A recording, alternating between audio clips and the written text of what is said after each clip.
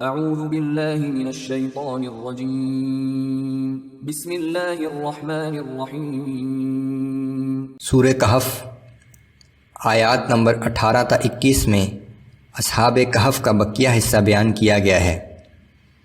جب ان لوگوں کو اللہ نے ایک لمبے عرصے کی نیند کے بعد دوبارہ اٹھایا اور انہوں نے اپنے ایک ساتھی کو کھانے پینے کا سامان لانے کے لیے غار سے باہر بھیجا۔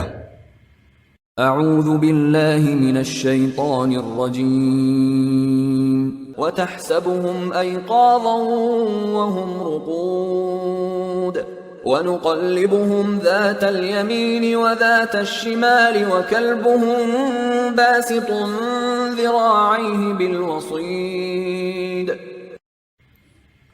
تم انہیں دیکھ کر یہ سمجھتے کہ وہ جاگ رہے تھے، حالانکہ وہ سو رہے تھے۔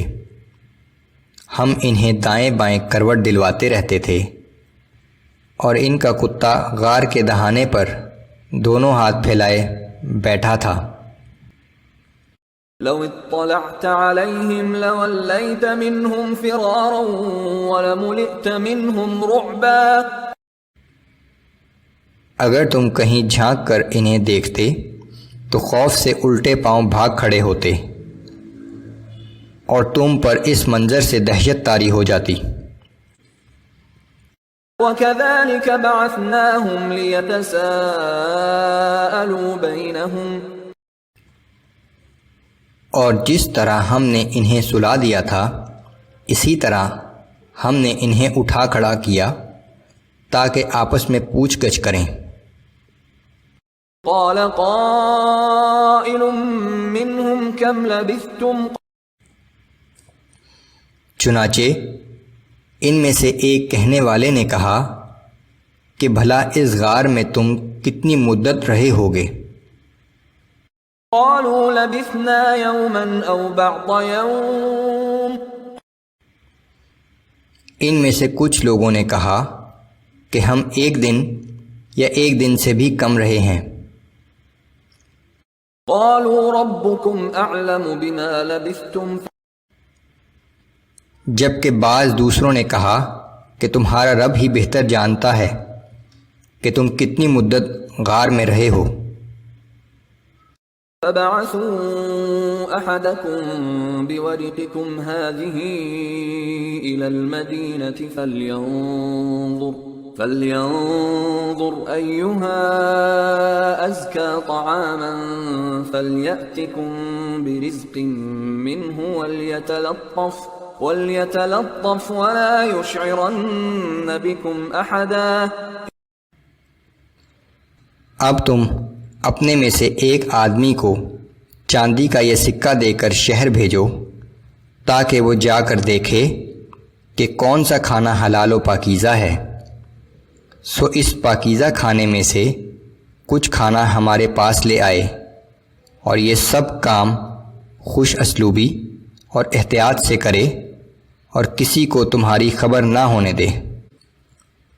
انہم ان یظہروا علیکم یرجموکم او یعیدوکم فی ملتہم ولن تفلحوا اذا ابدا۔ بے شک اگر لوگوں کو تمہاری موجودگی کے بارے میں خبر مل گئی تو وہ تمہیں سنسار کر ڈالیں گے یا زبردستی تمہیں اپنے دین میں واپس لے جائیں گے، اور ایسا ہوا تو پھر تمہیں کبھی فلاح نصیب نہ ہوگی۔ وَكَذَلِكَ أَعْثَرْنَا عَلَيْهِمْ لِيَعْلَمُوا أَنَّ وَعْدَ اللَّهِ حَقٌّ وَأَنَّ السَّاعَةَ لَا رَيْبَ فِيهَا۔ اس طرح ہم نے اس زمانے کے لوگوں کو اصحاب کہف کے حالات سے مطلع کر دیا تاکہ انہیں معلوم ہو جائے کہ اللہ کا وعدہ سچا ہے اور قیامت کے آنے میں کسی شک کی گنجائش نہیں ہے۔ اس کے بعد اللہ نے دوبارہ ان پر نیند طاری کر دی۔ وَأَنَّ السَّاعَةَ لَا رَيْبَ فِيهَا إِذْ يَتَنَازَعُونَ بَيْنَهُمْ أَمْرَهُمْ فَقَالُوا ابْنُوا عَلَيْهِمْ بُنْيَانًا رَبُّهُمْ أَعْلَمُ بِهِمْ۔ وہ وقت قابل ذکر ہے جب وہ لوگ اصحاب کہف کے بارے میں جھگڑ رہے تھے، سو ان میں سے کچھ لوگوں نے کہا کہ ان کے اوپر ایک عمارت بنا دو، ان کے حالات ان کا رب ہی بہتر جانتا ہے۔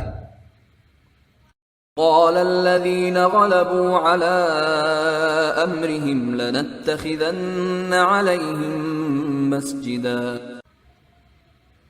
مگر جو لوگ دوسروں کی رائے پر غالب آ گئے انہوں نے کہا کہ ہم تو یہاں ان کے نزدیک ایک مسجد بنائیں گے۔